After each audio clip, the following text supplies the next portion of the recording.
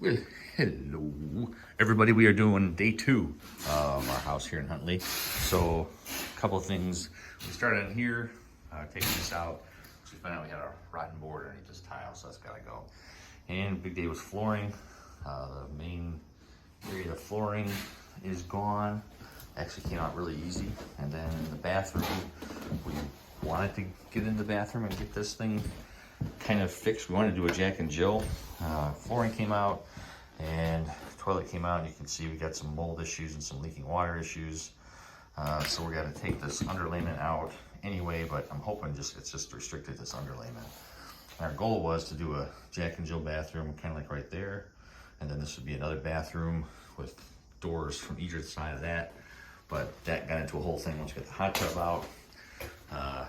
That's rotten, and it's completely open on the outside. Get close enough, you can see to the outside air. So I'm not sure how to fix glass block, but we don't like it anyway.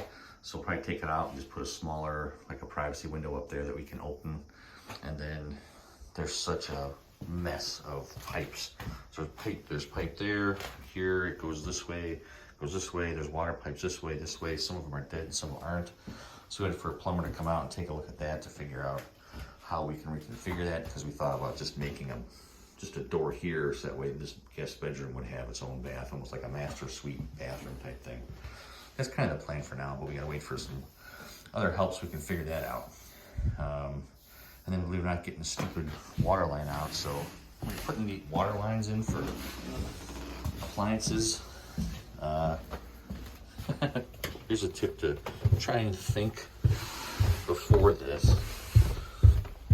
So as we come downstairs, one of the things we have to do is we gotta take out all of these so the plumber has access so we can see what's going on in there.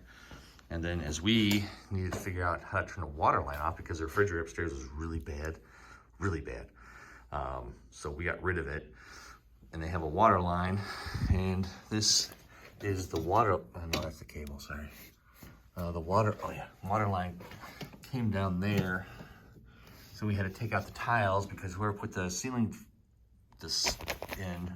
tiles in, they put them so they're so tight. This one comes out, here, I'll show you this one.